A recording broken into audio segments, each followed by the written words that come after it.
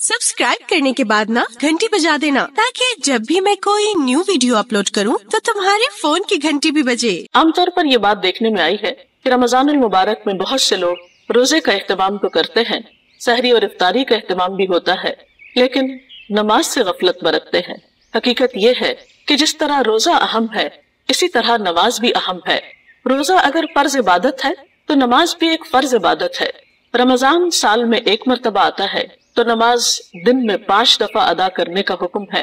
नमाज अल्लाह सुब्हानो तआला से मुलाकात का जरिया है, अपनी मोहब्बत के इजहार का जरिया है, अपनी इताअत के इजहार का जरिया है। नमाज के बगैर दीन मुकम्मल नहीं होता। नमाज दीन की बुनियाद है। नमाज को छोड़ना दीन की बुनियादों को हिला देना है। अल्लाह सुब्हानो तआला कुरान पाक में फरमाते हैं, इन्नस्सलाता कानत अलल मुमिनीन किताबम मौकूता, कि बेशक नमाज मोमिनों पर वक्त की पाबंदी के साथ फर्ज की गई है। यानी इसके फर्ज होने में, इसके अहम होने में कोई शक व शुबा की गुंजाइश नहीं। बार बार कुरान पाक में आता है, वो अकीमुस्सलाता व आतुज़ ज़कात, नमाज कायम करो और ज़कात अदा करो।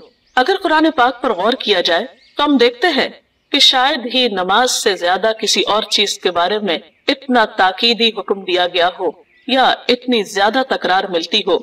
नमाज दरअसल हमारे रोजमर्रा होने वाले गुनाहों के कफ्फारे का भी जरिया है। हकीकत यह है कि हम सब इंसान किसी न किसी तरह गलती कर बैठते हैं, कोई ना कोई गुनाह हमसे सरजद हो जाता है, लेकिन जब हम नमाज पढ़ते हैं तो साथ साथ गुनाहों की सफाई होती चली जाती है। इसके बारे में एक हदीस में आता है, हजरत अबू हुरैरा कहते हैं कि नबी सल्लल्लाहु अलैहि वसल्लम ने फरमाया कि तुम्हारा क्या ख्याल है कि अगर तुम में से किसी के दरवाजे पर नहर बहती हो और वो उस नहर में हर रोज 5 मरतबा नहाए तो क्या उसके बदन पर कोई मैल कुचैल बाकी रह जाएगा? सहाबा कराम ने अर्ज किया, नहीं, किसी किस्म का मैल कुचैल बाकी नहीं रहेगा। तो आप सल्लल्लाहु अलैहि वसल्लम ने फरमाया, यही 5 नमाजों की मिसाल है। अल्लाह ताला इन नमाजों के जरिए गुनाह मिटा देता है। तो गोया दिन में 5 मरतबा पाक साफ होकर अल्लाह पाक के हुजूर हाजिर होना इंसान की गुनाहों की माफी का जरिया भी है, और इंसान के दिल पर जो बोझ आ जाता है उन गुनाहों के जरिए उसको उतारने का सबब भी है। फिर खास तौर पर मर्द हजरात अगर मस्जिद में जाकर नमाज पढ़ते हैं तो उसका अजर सवाब और भी ज्यादा है। अल्लाह सुब्हानो तआला उनको अपने मुलाकाती करार देते हैं। हजरत सलमान से रिवायत है, नबी अकरम सल्लल्लाहु अलैहि वसल्लम ने फरमाया, जिसने अपने घर में अच्छी तरह वुजू किया और फिर वो मस्जिद में आया, वो अल्लाह ताला का मुलाकाती है, और मेजबान के लिए जरूरी है कि वो अपने मुलाकाती की इज्जत करे। यानी ऐसे लोग इज्जत के मुस्तहिक हैं जो खास तौर पर मस्जिद में नमाज का एहतमाम करते हैं। रमजानुल मुबारक में फराइज के अलावा खास तौर पर क़यामुल लैल की बहुत ताकीद मिलती है।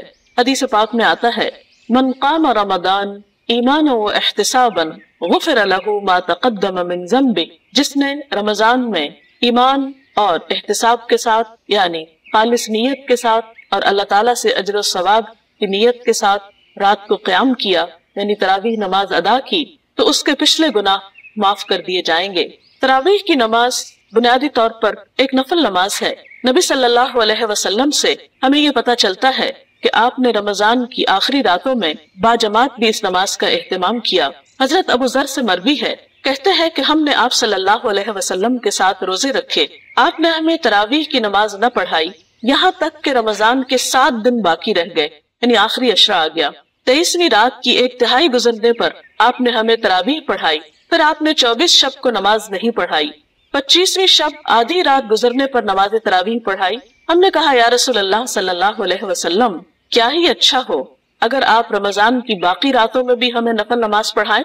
नबी सल्लल्लाहु अलैहि वसल्लम ने फरमाया, जिसने इमाम के फारिग होने तक इमाम के साथ क़याम किया यानी बाजमात ये नमाज अदा की, उसके लिए सारी रात के क़याम का सवाब लिखा जाएगा। फिर आपने हमें नमाज तरावीह नहीं पढ़ाई हत्ता के 3 रोज बाकी रह गए, चुनांचे आपने हमें 30वीं मरतबा 27वीं शब तरावीह पढ़ाई, जिसमें अपने अहलो अयाल को भी शामिल किया यानी खवातीन भी शामिल हुई, यहाँ तक कि हमें फलाह के खत्म होने का डर हुआ। मैंने हजरत अबू ज़र से पूछा, फलाह क्या है? हजरत अबू ज़र ने जवाब दिया, सहरी। यानी आपने इतनी तवील नमाज पढ़ाई कि सहाबा कराम को यूं महसूस हुआ कि गोया सहरी करने का वक्त भी गुजर जाएगा। सवाल ये पैदा होता है कि आप सल्लल्लाहु अलैहि वसल्लम ने रोजाना क्यों नहीं नमाज पढ़ाई? आप खुद तो तहज्जुद का एहतमाम बाकायदगी के साथ किया करते थे, آپ صلی اللہ علیہ وسلم نے 5 نمازوں کے علاوہ رات کا قیام اپنے لیے لازم کر رکھا تھا، لیکن دوسروں کو یہ نماز رمضان کی ہر شب باجماعت نہ پڑھانے کے پیچھے ایک حکمت یہ ہو سکتی ہے کہ اگر آپ ایسا کرتے تو شاید یہ نماز فرض کے درجے کو پہنچ جاتی اور پھر امت کے لیے اس کو ادا کرنا مشقت کا سبب ہوتا، کیونکہ ایک اور روایت سے یہ پتہ چلتا ہے کہ ان راتوں میں لوگوں کا شوق اور ذوق دیکھنے کے قابل تھا، یعنی ہر رات میں پہلے سے زیادہ لوگ نماز میں شریک ہوئے، کیونکہ اس نماز کے پڑھنے کا اپنا ہی ایک لطف ہوتا ہے، کیونکہ خاص طور پر اس میں انسان کو موقع ملتا ہے کہ وہ تراویح میں پورے کا پورا قرآن پاک سن سکے۔ رات کے اس قیام کے علاوہ دن میں مختلف اوقات میں نوافل کا اہتمام کیا جا سکتا ہے، کیونکہ رمضان میں ایک نفل ادا کرنے کا ثواب عام دنوں کے فرض ادا کرنے کے برابر ہے، لیکن یہ یاد رہے کہ نوافل میں اعتدال بہت ضروری ہے۔ حضرت انس کہتے ہیں کہ نبی صلی اللہ علیہ وسلم نے فرمایا، نفل نماز اپنی طبیعت کی خوشی اور شوق کے مطابق پڑھو، جب طبیعت تھک جائے تو بیٹھ جاؤ۔ اس سے یہ بھی پتہ چلتا ہے کہ نفل نماز بیٹھ کر بھی ادا کی جا سکتی ہے، اور جتنی کسی کی استطاعت ہو اس کے مطابق۔ حضرت عائشہ کہتی ہے کہ نبی صلی اللہ علیہ وسلم نے فرمایا، اپنی ہمت کے مطابق عبادت کرو، اللہ تعالیٰ کبھی نہیں تھکتا، یعنی وہ اجر دینے سے نہیں تھکتا جبکہ تم تھک جاتے ہو۔ یعنی ایسا نہ ہو کہ تم ایک کام شروع کرو اور اتنا زیادہ شروع کر دو کہ پھر اس کو نبھا نہ سکو، تو یہ عمل پسندیدہ نہیں۔ حضرت عبداللہ بن عمرو بن العاص کہتے ہیں کہ نبی صلی اللہ علیہ وسلم نے فرمایا، اے عبداللہ، تم فلاں آدمی کی طرح نہ ہو جانا جو رات کو اٹھا کرتا تھا پھر اس نے اٹھنا چھوڑ دیا۔ یعنی انسان ایک کام شروع کرے نیکی کا اور پھر کچھ دنوں کے بعد چھوڑ دے تو یہ بات درست نہیں۔ اس کا یہ مطلب نہیں کہ ہم رمضان میں تراویح کی نماز چھوڑ دیں کہ شاید ہم عام دنوں میں تہجد نہیں پڑھ سکیں گے، نہیں، ہو سکتا ہے کہ اللہ سبحانہ وتعالی ہمیں رمضان میں تراویح کو پابندی سے ادا کرنے کی وجہ سے عام دنوں میں بھی تہجد کی توفیق عطا کرے، کیونکہ تہجد کی نماز ایک بہت خوبصورت نماز ہے۔ وہ وقت دعاؤں کی قبولیت کا وقت ہوتا ہے اور انسان کے لیے بہت ہی سکون اور اجر کا ذریعہ ہے۔ نفل نمازوں میں ایک اور نماز جو بہت ہی باعث اجر ہے وہ چاشت کی نماز ہے۔ اس کے بارے میں حضرت ابو درداء اور حضرت ابو ذر سے ایک روایت ہے کہ آپ صلی اللہ علیہ وسلم نے فرمایا، اللہ تعالیٰ ارشاد فرماتا ہے، اے آدم کے بچے، دن کے شروع میں میرے لیے 4 رکعت نماز ادا کر، میں تیرے سارے کاموں کے لیے کافی ہو جاؤں گا۔ یعنی ان رکعتوں کا اتنا اجر و ثواب ہے کہ دن کی باقی بہت سی مشکلات آسان ہو سکتی ہیں۔ تو آج کی بات کا خلاصہ یہ ہے کہ نماز کی پابندی کی جائے۔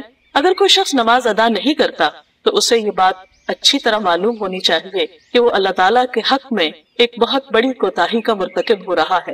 نماز کا چھوڑنا گناہ کبیرہ ہے۔ انسان سوچے تو اللہ سبحانہ وتعالیٰ نے ہمیں کتنی بے شمار نعمتیں دے رکھی ہیں۔ ہمارا یہ وجود، کھانے پینے کی نعمتیں، یہ زمین، یہ آسمان، یہ سب کچھ اس نے ہمارے لیے پیدا کیا۔ سب کچھ اس سے لے کر پھر آخر ہم اسی کو یاد کیوں نہیں کرتے؟ کیونکہ اس کا حکم ہے کہ اقم الصلاۃ لذکری، نماز میری یاد کے لیے قائم کرو۔ یہ یاد کرنے کا، اس کی ملاقات کرنے کا ایک بہترین طریقہ ہے، اور اگر ہم اس کو اس کے بتائے ہوئے طریقے کے مطابق یاد نہیں کرتے تو یہ اس کی رضامندی حاصل کرنے کا ذریعہ نہیں ہو سکتا۔ اسی لیے ہم دیکھتے ہیں کہ نبی صلی اللہ علیہ وسلم نے اسے اسلام اور کفر کے درمیان ایک حد فاصل قرار دیا، پھر اسی طرح آپ نے اسے دین کا ستون قرار دیا۔ پھر اسی طرح ہم دیکھتے ہیں کہ قرآن پاک میں نماز نہ پڑھنے والوں کے لیے بہت وعید آئی ہے۔ اللہ تعالیٰ کا ارشاد ہے کہ فی جنات یتساءلون عن المجرمین، یعنی جنت میں جب اہل جنت پہنچ جائیں گے تو وہ مجرموں سے سوال کریں گے، ما سلککم فی سقر، تمہیں جہنم میں کیا چیز لے گئی؟